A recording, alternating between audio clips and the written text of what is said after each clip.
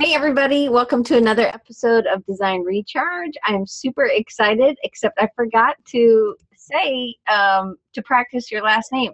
So let me just see, hopefully I don't butcher it. I'm joined by my friend Devon Hoernschemeyer.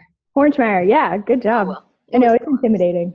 And I have Jackson here today because it's no school, and so we came and he's super nervous, and anyway, so he shows a little bit. You can say hi to us over in the chat if you are new. You can let us know where you're from, and that will be helpful for all of us. So Devon, give us a little bit about your background and when you knew you were going to be a designer, when you fell in love with design. Okay. Well, I grew up kind of always drawing and doing art, but really had no clue what design was about. My freshman year in high school, a woman I babysat for was like, "You should consider design." And I'm like, yeah, like I'm a freshman in high school. Who cares about what I'm gonna do in college? I just didn't know. But then in college, I was looking for classes to take for my electives, and there was a fundamentals of graphic design, and kind of recalled that conversation that I'd had with this person I was babysitting for. I was like, well, let me just give this a try, and fell in love with it. That was my sophomore year at Miami of Ohio, and just loved the idea that it was a rational way of art. Like, I've always struggled with having a blank piece of paper or a canvas in front of me and not knowing what to do with it. But as soon as I got into design, there were goals and objectives and parameters, and I fell in love. So it's kind of like I dove in right there, and I've never really looked back. So it was very similar like that for me. So I find it really, because it's like design gave us the groundwork. We could do it if somebody just said, hey, I have a problem. So it was really a lot of enjoying problem solving instead of just enjoying making marks. Yeah. I actually find a lot of freedom in the constraints where most artists don't want to be hindered, and I find it like a fascinating, fun challenge. So. Yeah. Okay, cool. All right. So, hey, everybody over at Cliff and Joe and Mara and my mom and Fabio. So super excited to have everybody, and Jackson wants to go that way, I guess. All right. So started early. So what was like what has been your career path? What has that kind of looked like? Can you take us like from graduating, where you graduated from, and then take us through that? I went to college at Miami University, which is in Ohio, not in Florida, even though I'm in Florida now. And when I graduated with a Bachelor's of Fine Arts, I moved to Orlando to work for a nonprofit Christian ministry, now called Cru, used to be called Campus Crusade for Christ. Mm-hmm. And I spent, 8 years, 5, 6, I don't know, too long. No, it was good. It was a great time designing, actually, for this ministry in their headquarters, which is here in Orlando. Oh, I have a question. Yeah. Because I didn't know you did that. So I met somebody else at Creative South, Kevin, on the Jesus Film Project. Yeah. Yeah. And so I did not know that did you also have to like raise your support? I did. I spent a year living with my parents after I graduated from college, raising support and meeting with people I'd never met before in my entire life, and basically saying, here's what I'm going to do. Here's why I'm going to use design to impact college students. And then after a year, like I'd raised, and I spent the next, 2002 to 6 years. So 6 years raising support and living entirely on a supported salary and designing for them at headquarters as well. It's hard. It's like having 2 full-time jobs, but it really supports me now because I have several full-time jobs based on what I do professionally and personally. So, but the connections were amazing, and it taught me so much about not being afraid to talk to people. Total cold calls to complete strangers. Right. And it was definitely a challenge, but. That's cool. So, all right. So take us back. So you actually, again, you raised your salary to support you to do that in that ministry, to be a designer. Yeah. And then when I left staff with crew. I worked for a real estate company for about 6 months, got laid off because it was 2008, right when everything kind of blew up. Then went and just kind of floated for a bit and landed a job at Wycliffe Bible Translators, another nonprofit organization. This time was paid, not supported staff, which was a whole new ballgame for me, kind of a fun new experience to be able to focus just on design and not having to raise money to do that.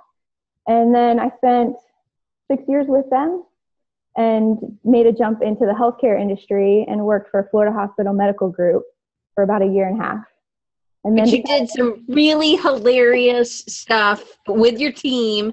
So yes. Were you a designer at all these places, or when did you start being art director? So at Wycliffe, I had the opportunity to go from graphic designer, senior designer, and worked my way up to art director, and oversaw the design team there for a while before I made the jump to Florida Hospital Medical Group, where I was creative manager with them for the year and a half. And then wanted to try agency work. So I jumped off the board there and went and worked for a small agency. And it was exciting and fun to work for various clients because all this time I was still doing freelance on the side too. Because when you work in-house, it just feels very narrow. So I freelanced while working in-house. So going to agency was a fun challenge, trying to then balance the needs of all these different clients. But after about 6 to 8 months, I just didn't gel quite with the agency. And this Were you art director there? I was an art director at the agency. And this was just like May, June. And we just kind of parted ways because it was just going to be better. And I did contracting. So I was on my own for several months until about a month ago where I went back in-house and now work for the Golf Channel as senior graphic designer. Do you play golf? I love golf. Yeah. Oh, that's good. Yeah. Grew up on a golf course. My dad's an avid golfer.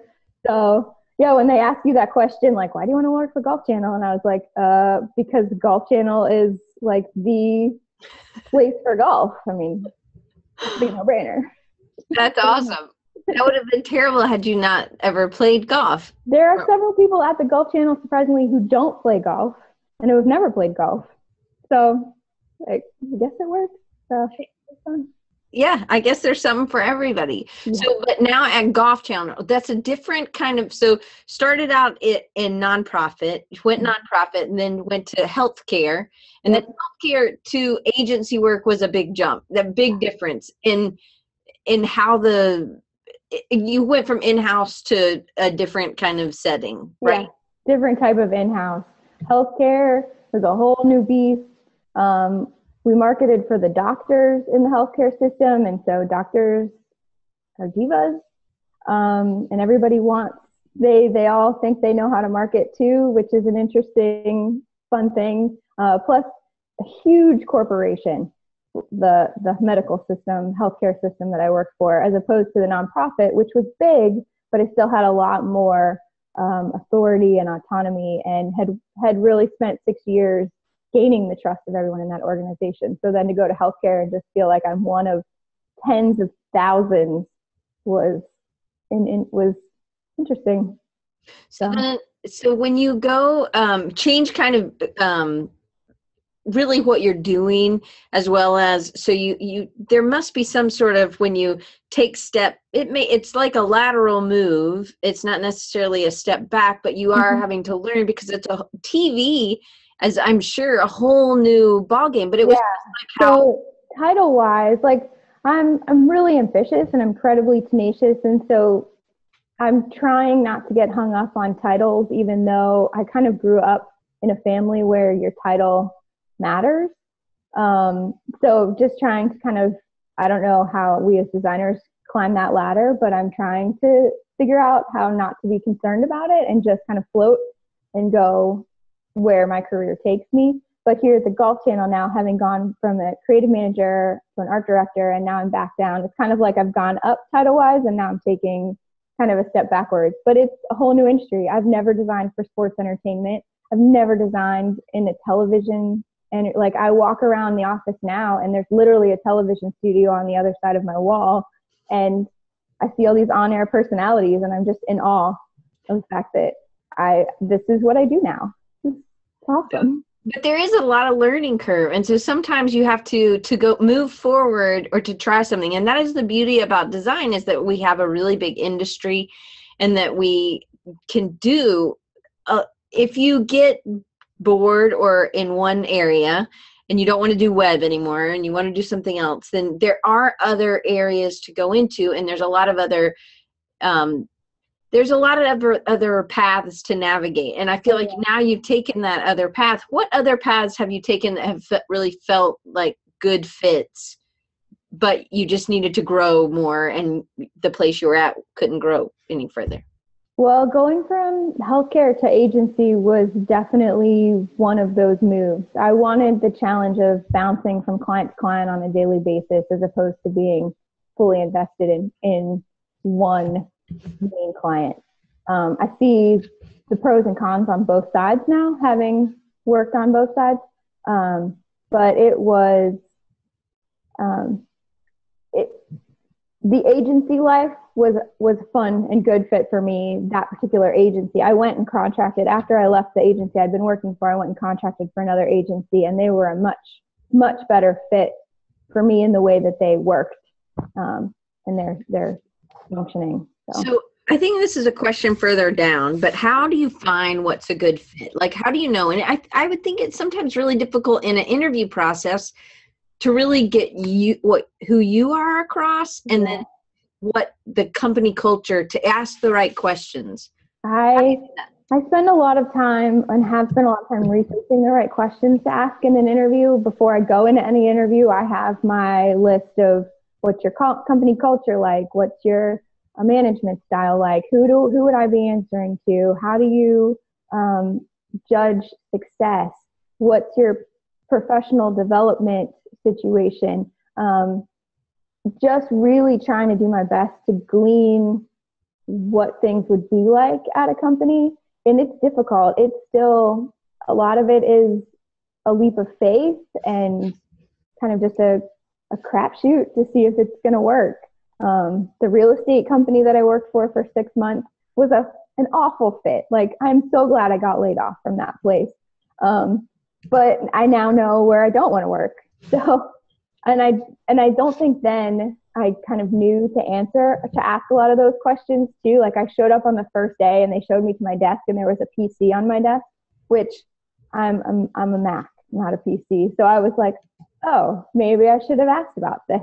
Maybe this is something I should have learned to ask more about. So now because a lot of times we'll assume it's a Mac. And right, especially when you're going for a design position. And I know that's not always the case, and a lot of people do great work on a PC, but it's a much bigger learning curve for me because it's not what I'm used to working on.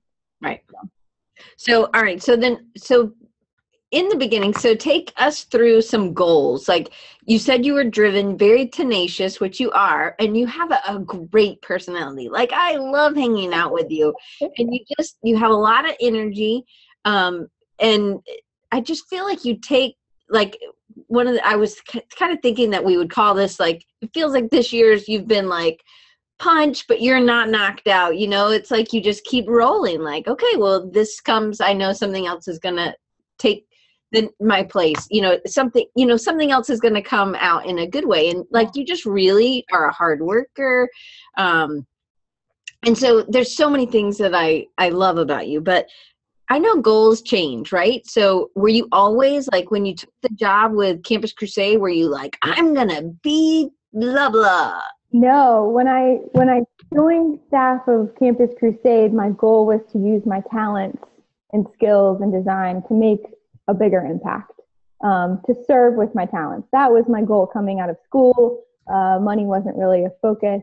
But then as years kind of went on and I've been getting older, I'm like, oh, money matters. Like, I'm not afraid to say it. Like, one of my goals now is to continue to incrementally make more money as I can, because my needs are changing as I get older and my family and my life situations change.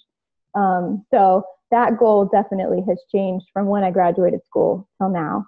But in a way, you still serve with your talents with AIGA. Like, that is still really evident and really important in in what you do as a designer, you're still serving, but you also know that you're not going to compromise the ramen noodles, right, for a real meal.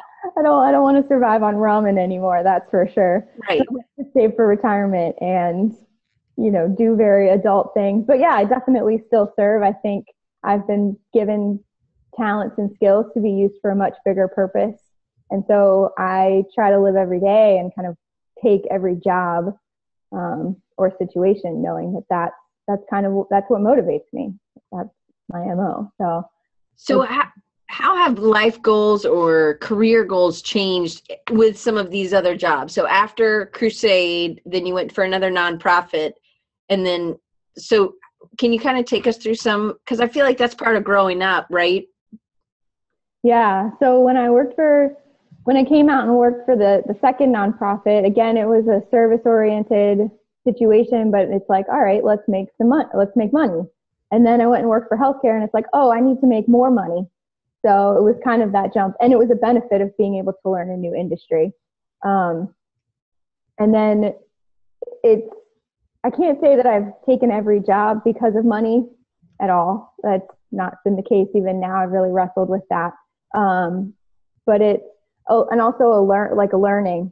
Ultimately, my goal, and I'm not, as far as ambitious as I am, I'm not a planner. I've never had, I'm a planner in my day-to-day life, but in terms of like life goals, I never had like a 5-year plan or a 10-year plan, or here's what my career is going to look like and here's what I'm going to achieve. It's been very much just rolling with it and seeing what comes. I've never turned down an interview. Even if I knew I didn't want to work for the company, I still went because there were times when they surprised me.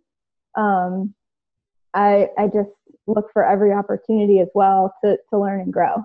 So like right now, Golf Channel, title-wise, and in what I'm doing, I'm used to a more managerial leadership type role, and that's not what I have right now, but I'm learning.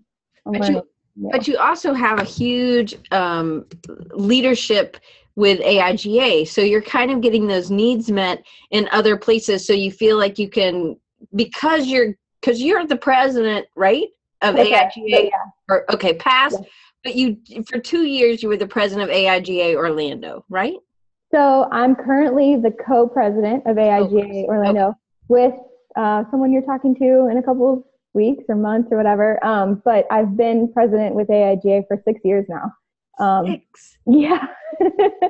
So took on the presidency here in the chapter, and the chapter was kind of just treading water.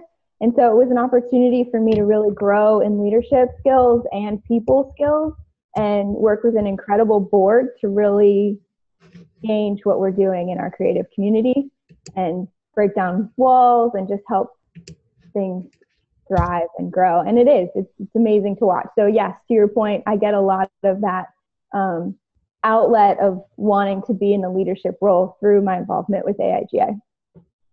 So, all right. So because if you weren't, you might have kept looking for a position that had some of that. If you weren't getting that met, that may be something that you wouldn't have been able to, it wouldn't have been something you would have been able to compromise about, probably. Yeah, definitely.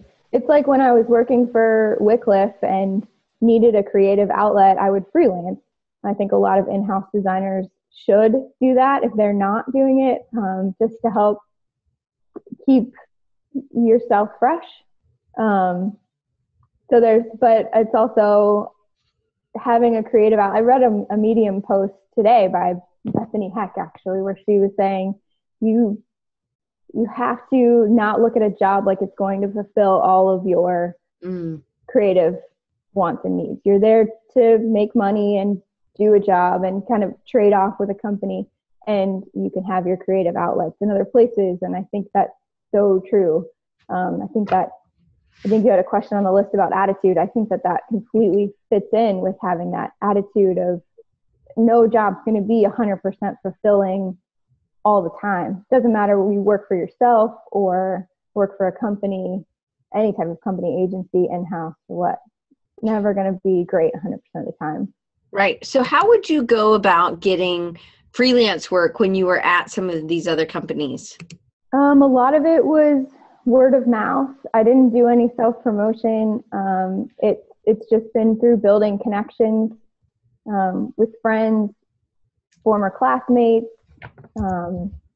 former coworkers who have moved on to new things, just kind of keeping me in mind.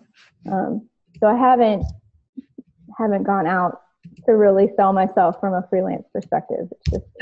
But by telling people, friends, that you were willing to do freelance, or hey, I'm looking, or it's just being available, right? Instead of like completely turning that out of your personal, or right? Yeah, when I left the agency in May and just didn't have anything else lined up, needed to find another job, but through my connections with people in town and just by who knows what, like, you know of anybody who needs work, you need this, it was very much I'm open and available, send me what you got kind of thing. And it worked out. I was never without work, even though like when I first went and left the full-time gig, it was scary.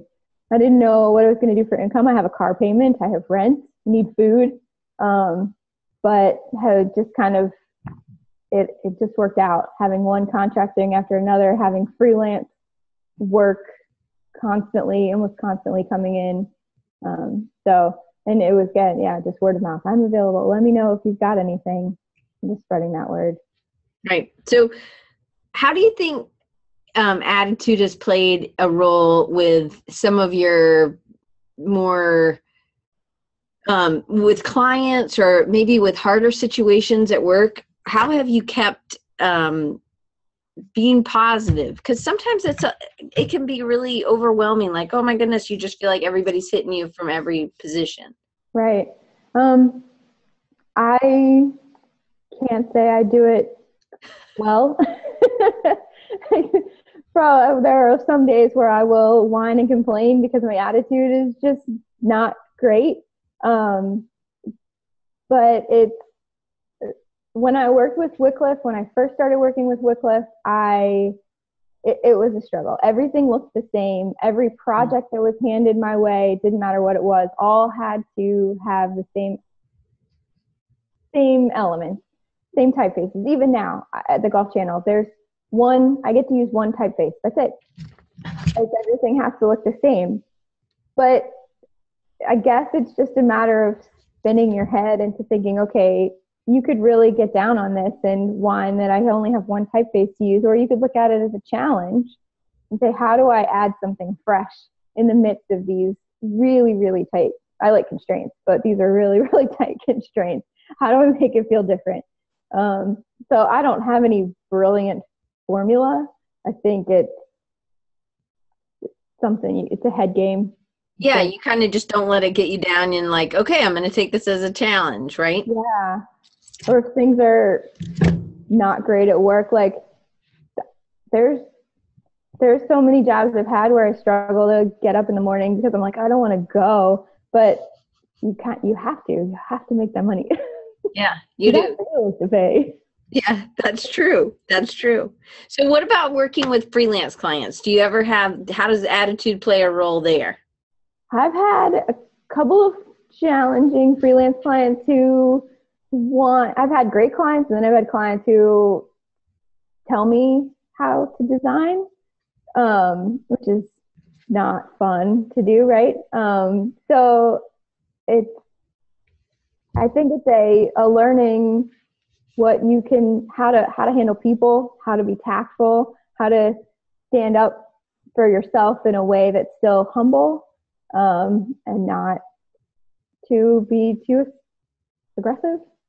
I don't know. I think that's a good sign of a good leader too, is that you know how to be humble. And when I was giving you praise for one of your pieces that's in your portfolio, that's just hilarious. What a great leader. You're like, it was really a whole team. It was terrific. And the people who were, in the photo shoots were just great. Like that, you were totally giving praise. And you share that instead of like, yes, it was my idea. Yeah, no, I can't take credit for things that are not all me. And nothing is all me, no matter what. Whether it's a piece of work that I've done at a job, it's probably been a zillion different hands that have touched it, and writers with copy and marketing people. But And even with AIGA, like our chapters blown up, that's, I gave people, I think, the confidence to do what needed to be done in this community and just kind of was a cheerleader.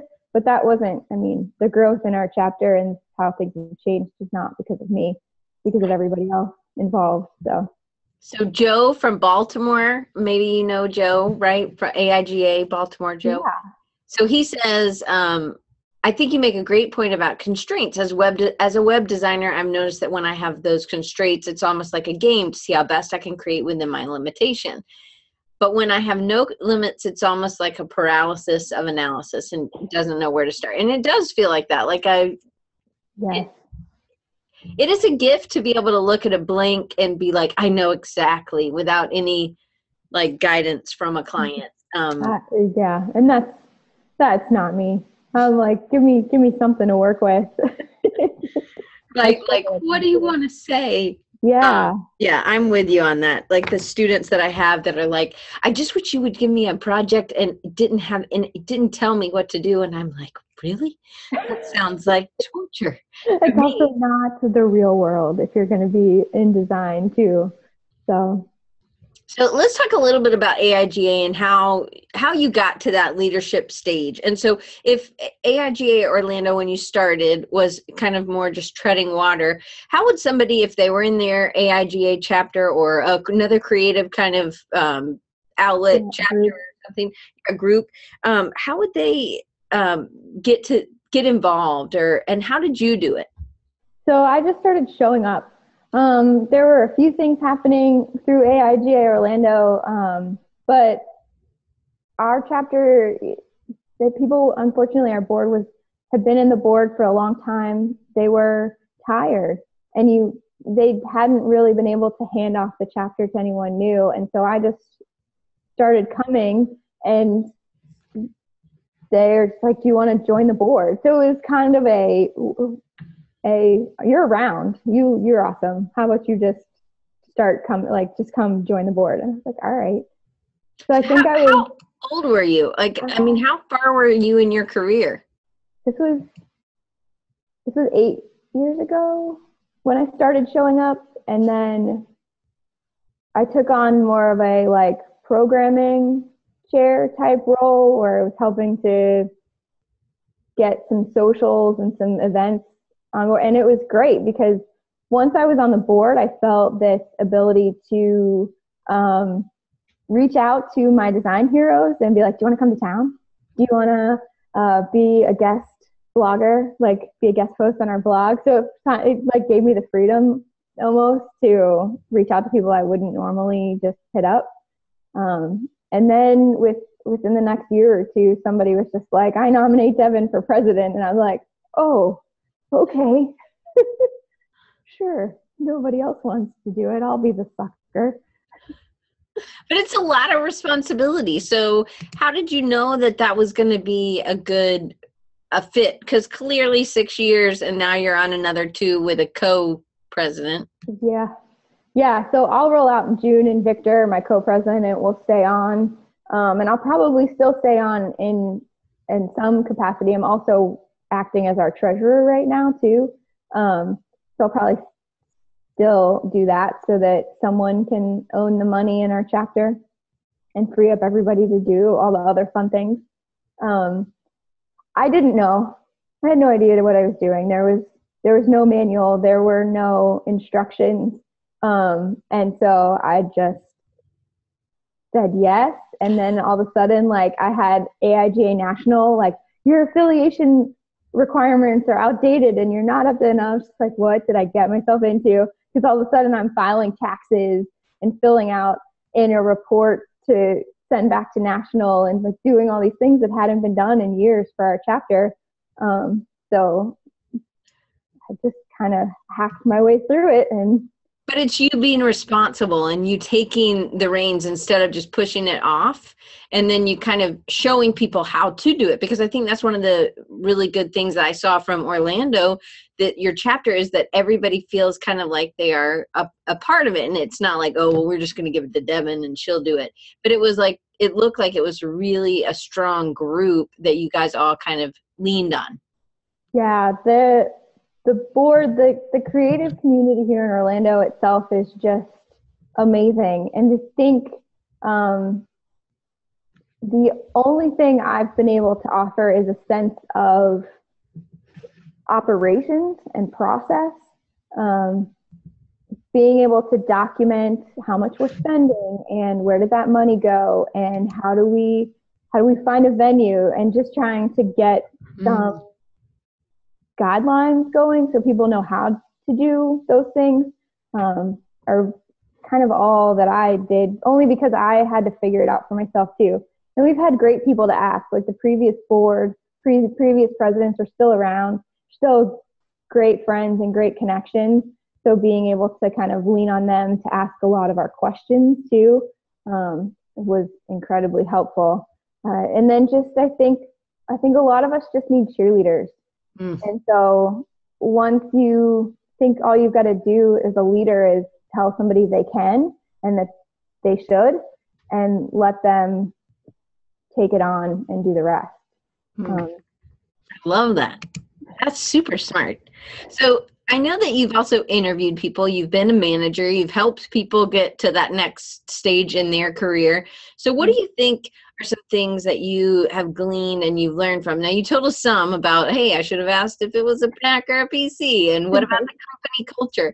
But what kind of things maybe would you look for if you were hiring someone in some of the positions that you've been in? Yeah, I've always looked for somebody who felt at ease, showing me their work, and had a sense of confidence but not arrogance.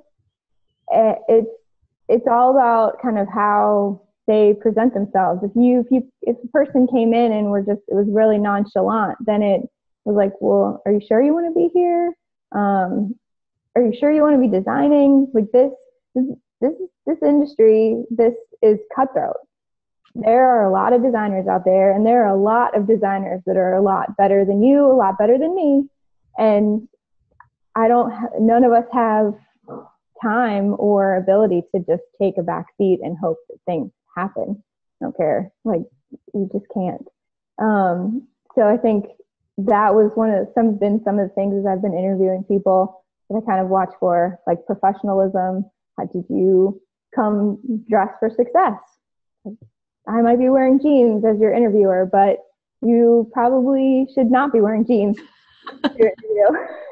Well, it depends on where you're working and if you know that company culture already. I think so, but I still, like, there have been agencies and things that I've shown up at, and they're all in jeans and t-shirts. And one interview I walked in, the dude was wearing shorts and a white undershirt, and I was still dressed in my best, in my finest, like dress, jacket, all that, because I take what I do very seriously, and I want people to know that.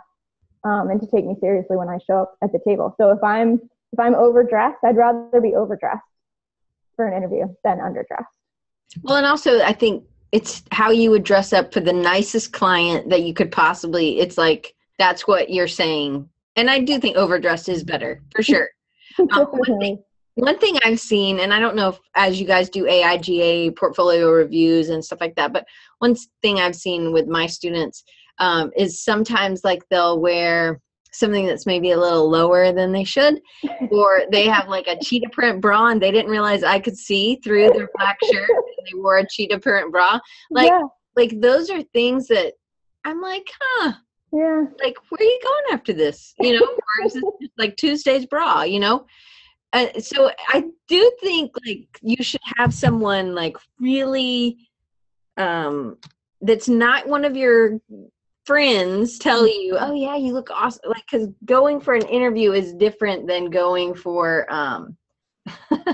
Joe says he's wearing a cheetah print bra right now. Good call. It is a Wednesday.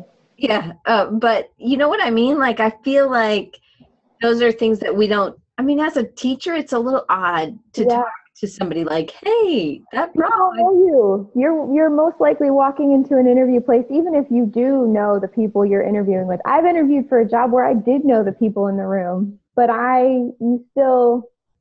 you have to act like they don't know you, and you're not friends in that moment. You're potential coworkers or colleagues or managers. So you have to really take that into consideration. How are you presenting yourself?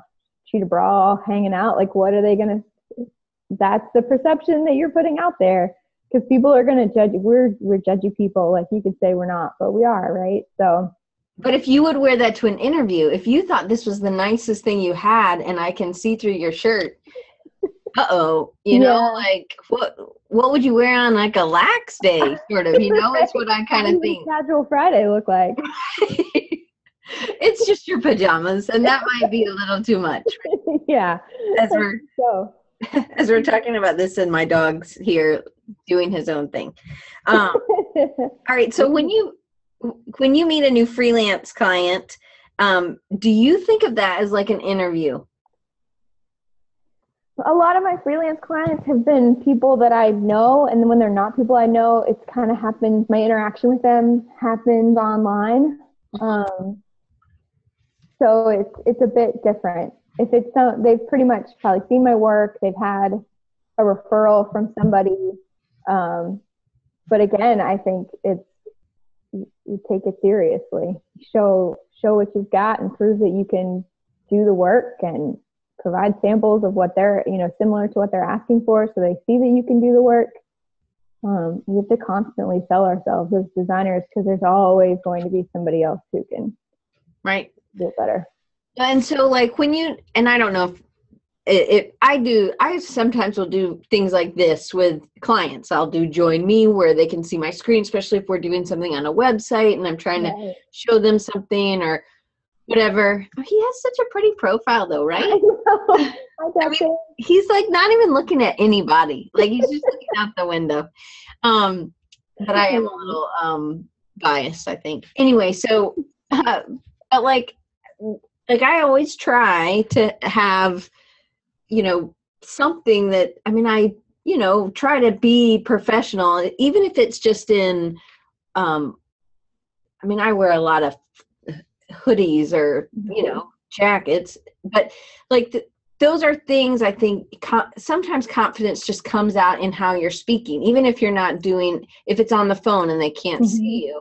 So I think sometimes people have, they do different techniques. Do you have any? Do you do a lot of people online? Phone interviews for companies, and I think, and I dressed up. I put on, my jacket and everything, just because it kind of made me feel the way that I needed to present myself, even over the phone. And that, phone interviews were challenging, especially when it's like long distance. I interviewed for a company long distance, and I just didn't know. I'd need more practice, because I just didn't know how to lead them through my portfolio, to kind of give them my portfolio presentation via the phone, was because you don't know what they're looking at. Right. Especially at the end of your portfolio, and you're still on the first piece. And it was definitely, but dressing for that, having that attitude then of, I'm going to present myself this way. So, yeah. I talked to somebody who said they always wear nice dress business socks. And no matter what, that always makes them feel like they are more professional. Whoa, man, don't step on the keyboard. He's going to disconnect us. Yeah. He's like, I'm done with this. You people are boring me. Well, he can't hear it, maybe it'd be yeah. All right. So as you're talking to freelance, because I actually think that's a really good point that you said earlier about being in in-house, you don't get all your creativity met. So having those freelance clients, or doing some side projects, which I know you have as well. But when you're taking on, if somebody just saw your work and they kind of wanted to know more and know how you could fit into what they were doing, what kind of stories do you tell them? Do you have anything that you, like your case studies that you talk about? Like, what do you share with them to kind of pull them into your. Yeah, I do my best anytime I show any work or I'm talking to anybody to really draw on the projects that I've done that I can kind of do more of a case study chat through of here's the problem, here were the challenges, here's the research that was done or how we went about doing the project and why it looks this way, really talking through the rationale of anything, and then if there are any goals met. I think a lot of times as designers, we don't benefit, we don't actually hear the results of the work that we're putting out there. So I know that's true for me. So I do my best to try to wrap it up, showing like why this solution worked, what goals were achieved. Being in-house, I have a real marketing type mind, I think, too, just really looking for those goals and what worked and what didn't, having that case study approach. So it is all story based too. Like here's how I can help you because here's how I helped this person doing this. So have you ever found, like, sometimes, like, a lot of my freelance clients, they come, I have to go back to them and say, hey, how did that go? How effective was that piece? Because they're not coming back to you. I mean, they're coming back to you next time for their next project, but now that they finished that project or that presentation or that pitch, now they're like working on their work because they've just gotten work. But sometimes it's like for us to go in and say, hey, how did that do? Because it doesn't feel like a natural thing. A lot of people come back because we're not part of the marketing team sometimes, unless we are on the marketing team. But how do you do that? Like, because that seems like something you've been really good at. I do my best. Freelance clients, I don't follow up with nearly as much as I should to ask what the results of the project were. Like, what did they achieve? Did they hit the numbers? Working in-house. And I didn't do this very well with the healthcare company I was with, but I actually went back to them recently and said, hey, we did this ad campaign, we did all this work. Do you have the numbers? Like, I think a lot of times as designers, we forget to ask for the quantitative results of the work that we put out there. And yet when we're going to talk to another potential client or another potential employer, numbers are what matter. Whether or not it looks pretty or why it looks great we have to speak to that. We have to have a reason why we made the decisions we did in the design, because that's our job. But there's a lot. I've been hired by marketing managers who aren't designers, so they don't really care why you made it green instead of blue. They want to know how much money did it bring in? Right. How many appointments were made? Those sorts of things. So it's our job to find out, ask those questions after the fact. And I've done a horrible job at it, but I'm like trying to get there now because I know that's where I'm at in my career, is knowing that this is really what's going to sell. Right. And it is really important. And I feel like if we don't, as a leader, you tell people to do this. It's like if we don't remind people and if we don't like put it in our own thing, like a week after the project launched or, a month after the project launched to see how effective it is. I think that those things it depends on who you're looking at, but building those case studies is just as important as having great pieces in your portfolio, I think. I think so. We're in the business of making money. Doesn't like whether making money for other people, getting paid so we can pay our bills. But ultimately design is meant to engage and make dollars in some form or fashion. So we kind of have to know that that's the motivation of anybody we're talking to, whether it's freelance client or a potential employer. So how would you do that as an art director? Because sometimes then you're not designing, you're actually helping. There's a couple things you're doing. Hopefully you're helping people find their creative fit, and you're also helping companies make money, and you're getting them, the designers, to do the work that's going to make the difference. How do you kind of quantify that for an employer? Future employer, in an interview. always about asking questions, but as an art director, I have done my best, I think, to ask. It's all about questions. Like when we talked about interviewing and what do you do in an interview, I ask a lot of questions. In a job or with a client, I ask a lot of questions. I really want to know what I'm doing and why I'm doing it. And so I think setting that example for any designer that you're art directing is beneficial. And then I also will question designers on their choices. Why did you center align all your text? Or just really trying to get that dialogue going, I think is so important. But then as an art director over designers, it's my job then to not only present great work as a united front to our end user, probably our marketing people, but then to show my designer, look, I'm asking these questions, like you should be the example, ask these questions for yourself later too. So right. Definitely. So Joe asked, what types of questions, which is really, we kind of talked a little bit about getting your personality on an interview, but what types of questions do you think are most important in a job interview versus when dealing with clients?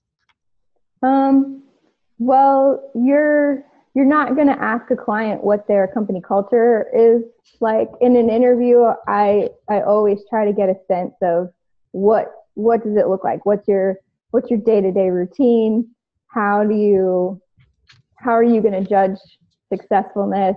How are you going to manage me? That's super important. How do they judge success? Yeah. That's a great question for clients. What else do I ask? It's what's your typical day? Like, these are the sorts of things you're not going to ask a client for a freelance job. You're going to ask a client for a freelance job. Well, who are your competitors, and how do you see yourself positioned in your marketplace? And how is this being used? Where is this being used? How often? I mean, just all those. Will you ask a client what's their budget for a piece? I have on occasion, but I don't do it very often. I do get some of those people who are, give you the rundown. This will be great exposure, and we can't pay you much. And but there are people, I've totally been underpaid for jobs and freelance jobs, and I'm okay with that when it's my choice because I want to do that job for that person, or I'm big on helping in ministry and mission stuff. So I've done a lot of that work way underpaid because I know it's going to a bigger cause. It's fulfilling my need to use my talents for a greater cause. But I don't think, in my experience at least, asking for the budget doesn't really get me very far. So I feel like because I just figure on different clients have different needs, and also different clients know about our industry and some don't. Mm-hmm. So I had somebody tell me they needed a logo, and I told them what my price was. And they came back and they were like, well, I got it for $200 and I got 50 business cards. Blah, blah, blah. And I was like, that's awesome. Good for you. But that would not have been what I would have given you.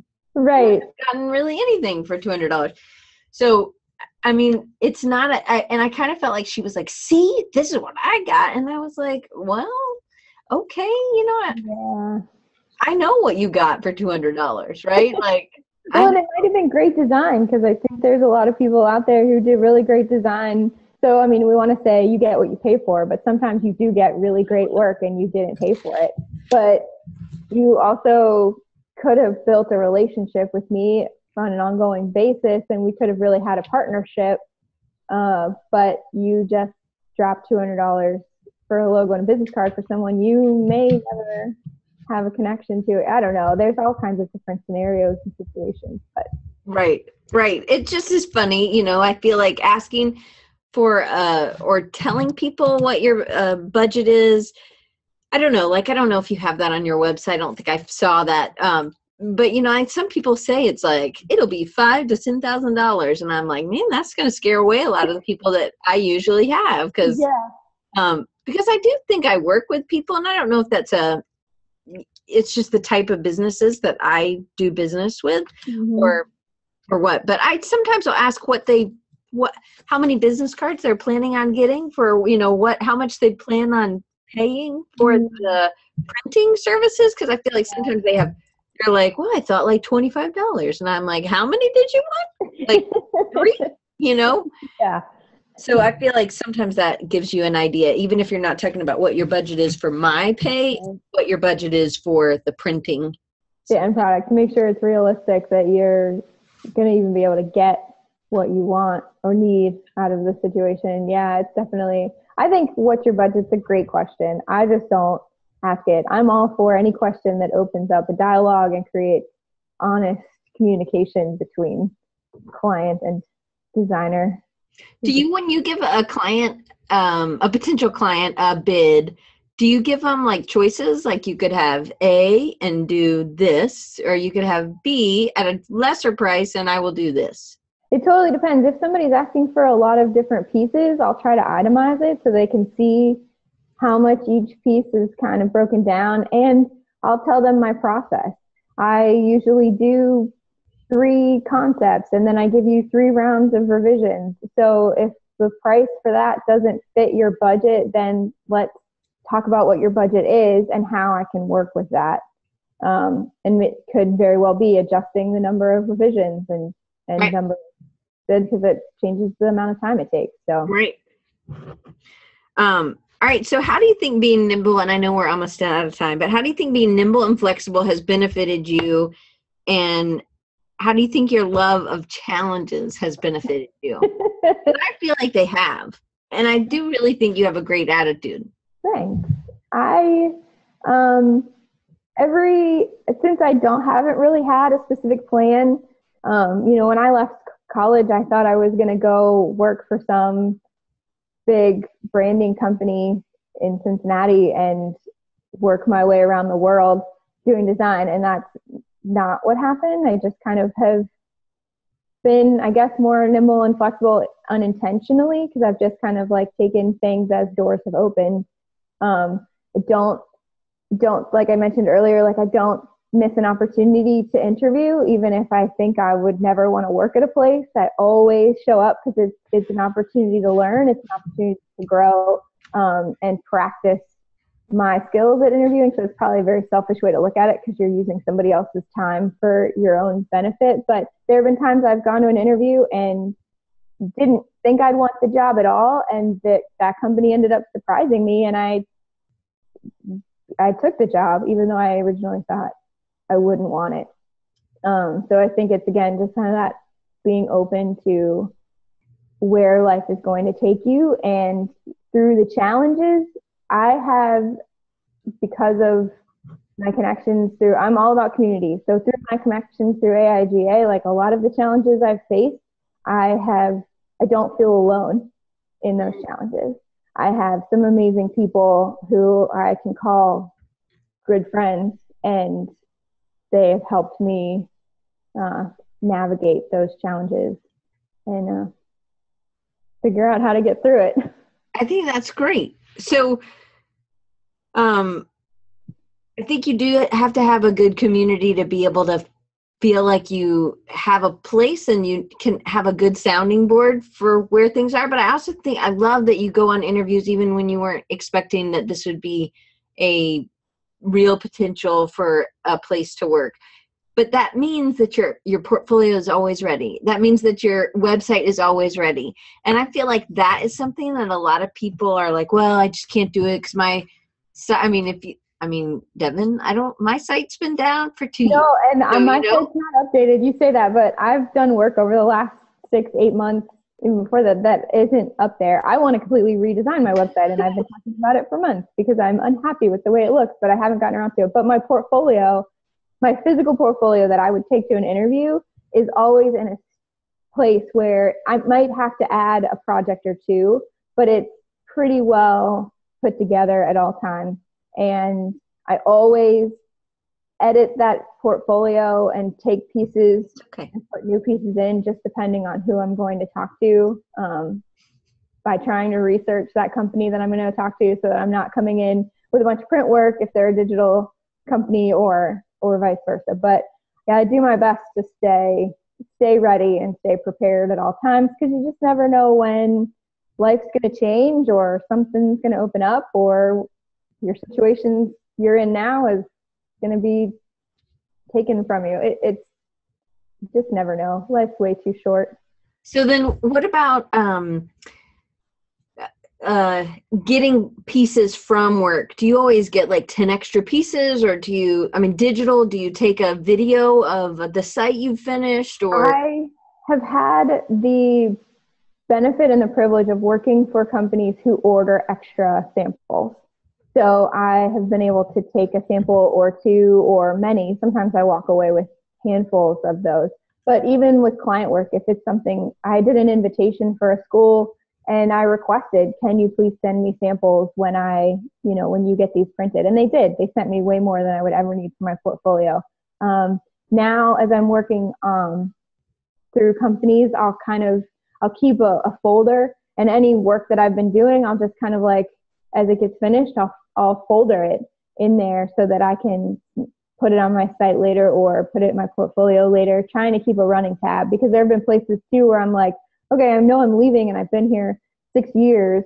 Then all of a sudden I have to go back through 6 years of work and figure out which pieces that I want to take with me, as opposed to kind of keeping that stash as I go about it. So I ask, like when I contracted for this agency over the summer, I asked going in, can I put this work in my portfolio? So it's something that I'd asked from the get-go, because I think it's so important to be able to do that. Absolutely. So what about your passion projects? So me and you have had these conversations, and why it's okay to not have something that you don't have to do it every day, right? Well, and I think we've talked about this, and I've talked about this with a lot of other people. Everybody always talks about having a side project or a passion project, and be creating something, make things for yourself. And I think that it's so important. I'm so glad people do. I don't have a passion project. I will do some hand lettering because it's a sort of a way for me to process and use some hand skills, and I love letters, so I'll do it anyway. But it's not something I'm devoting myself to. It's not something I'm building into anything. I do it for myself. So I don't have a passion project. But then, like you've pointed out to me in our conversations, my passion project is completely different, because it's not something physical that I'm creating as a designer. My passion and my time goes towards the chapter of AIGA, and I'm investing in growing the community as a passion project, as opposed to creating products or starting a line or doing any sort of physical artwork either. It's not, physical skill. It's really it is a skill, but it's also something that probably comes a little bit more natural. It is you being that cheerleader. It's you figuring out how to be a leader, how to be organized, how to help people, how to motivate them. And that is what I feel like that's one of your callings. And now you do spend a lot of time doing that. I mean, a lot of time as a side project doing that. Yeah. It is a lot of time, and it's so worth it to see when our community comes together, when our creatives come together for whatever purpose. It's such a motivator. And I've had life things happen and have had to take a backseat to that over the last several months, and it's amazing to watch it continue to move forward and continue to grow, even though I have had to kind of take a back seat. And that's the one thing I can hope for, is that what I've started, the momentum here in the creative community, will continue to push forward and be even better than I could have dreamed it to be. So right. It's my passion project, is the people, growing the people. Yeah. And I think that's what will keep you pushing forward to an art director position somewhere, because I feel like people are your passion, and that is also where your strength is helping people find their jam in design, and help, pushing them. And I feel like that's what you've done. You've gotten the water boiling in AIGA, and now you have taught people how to keep the water boiling. And so that's a huge, huge passion project. It might not be lettering. Not your typical passion project. Right. When most people say have a passion project, they don't think of creating folders and timelines and operational procedures for a chapter in a nonprofit organization. But I love it. Yeah. It's definitely been where I've invested my time. So what's next? And don't say Thanksgiving, because Thanksgiving's tomorrow. So happy Thanksgiving to everybody. Yeah. What's next for you? What's on the horizon? I mean, you started this job in October? Yeah, so it's been about 5 weeks at the Golf Channel now. So I'm going to glean absolutely everything I can out of this sports entertainment industry experience and being in television, and see if there's opportunity for me to continue to grow in leadership in this job. And if I find that there's not, then I'll move on. I'm going to continue to grow in new skills, even as I'm working this full-time job and doing AIGA stuff. And then we'll just see what happens. Like I said, I don't know. I don't know what the plan is. So just roll with the punches. Yeah, for sure. So one of the things I didn't put on the questions, but I actually think you probably are great at this, and hopefully you'll be fine answering this question. Okay. If not, you can just say move on. But so sometimes I've had a lot of people who recently are like about to leave their job, but they like their job. They don't want to say, but it's time to move on because they're being called to do better things. So because they feel guilty about, well, I'm in the middle of a project. If I give them 2 weeks notice, that's, project won't be done. And I've had to tell people, like old students, not old, but alumni, that's part of it. But it's a really uncomfortable, especially when you really like the people and you've really had a good experience. It is a very hard part because I've choked back tears telling people that I'm moving on to something else because I don't like to let people down either. And so I feel like when I'm moving on to something else, I'm leaving a hole for them. But it is part of the process. And I just hack my way through it. But there's been times where it's been a peace out, I'll see you later, because it's I don't really want to look back, and those times are very few and far between. Thankfully, I've had a lot of experiences where it is very difficult to have that conversation. I'm moving on to something else, and people, sometimes they make it hard to go, and that's made it a great experience. But right. So let me share some links with everybody. And if my dog would just stay still for just a little bit, that's pretty good for being 2 years old. There's somebody on a bike, Jackson. You just totally missed it. He hates bikes. So it's probably just a blessing because we would have heard, whoa, whoa, whoa, whoa. I was going to say, he's pretty quiet. Yeah, he's a pretty good, quiet little dog. All right. So and for some reason, everyone is not working good. So her portfolio site is Call Me Devo. Devo. Call me Devo. Just call me Devo. So the last name is insane, right? So so it literally just how it says. So for people who are on their iTunes, it's CALLMEDEVO.com. And then you can always follow her on Dribbble, LinkedIn, Instagram, and Twitter. And hopefully this will go in, but it's DHOERNSCH, right? Yes, Hoernsch. Yeah, okay, hopefully and it all got in. So all the links are there, and they will be in YouTube, and they will be available with SoundCloud as well. So, and on Recharging You as always. So, Devon, thank you so much for taking time for Thanksgiving to give me some of your time, and I'm super excited because you get to come and talk to our Mobile chapter for our AIGA portfolio review that we do. So I'm excited to come to Mobile, and it's March. It's March, right? Yeah. It's in March, the beginning of March, I believe. So anyway, I'm excited because I just feel like you have a great story, a great attitude, a great, but you're just super hard worker. Like, and I think on passion and grit. That's all I've got. Talent is minimal. It's mostly passion. Well, I don't know. I think you're pretty talented. I think you might be selling yourself short just a little bit. But understandably, you're humble, right? Humble is much better than being Arrogant?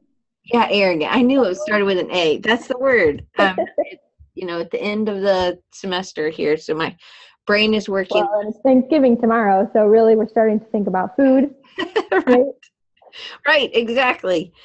Well, I just wanted to say thanks. So next week, everybody, we have 2 of the founders from Type Ed. So Devon, you might want to log back in, because it's all going to be about typography and how going on after school, you may or may not have been taught as much as you wanted to be taught. And I know that at our school, we don't get to teach as much typography as I would like.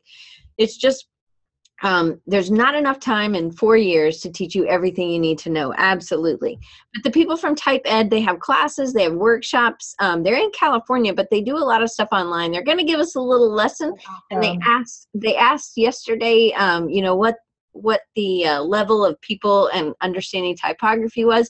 And I said, I think they said, should it be basic or more advanced? And I said, I think we're a more advanced audience. So I'm super excited. So they're going to have like a 20-minute lesson that they're going to give us next week for free, which is, I think, amazing. Cool. So it's Rachel Elsner and Michael Stinson. I love them both. They're great people. Yeah. And they are passionate, they're educators, but they really love type, not lettering.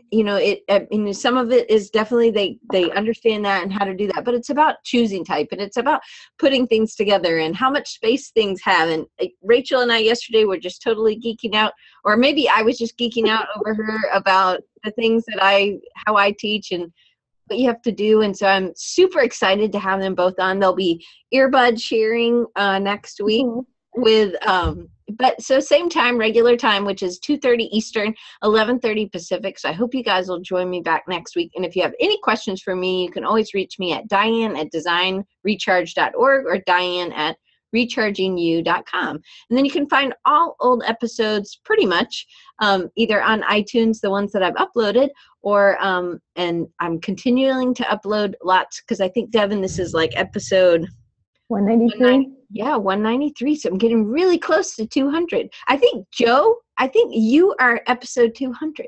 So I'm super excited, because Joe's been coming to Design Recharge for so many years, and I got to meet him at the AIGA the leadership retreat. Leadership retreat last year for the first time. I mean, I feel like I knew him because we talked so often on Design Recharge. But anyway, so again, if you want to follow me, you can follow me on everything at Design Recharge.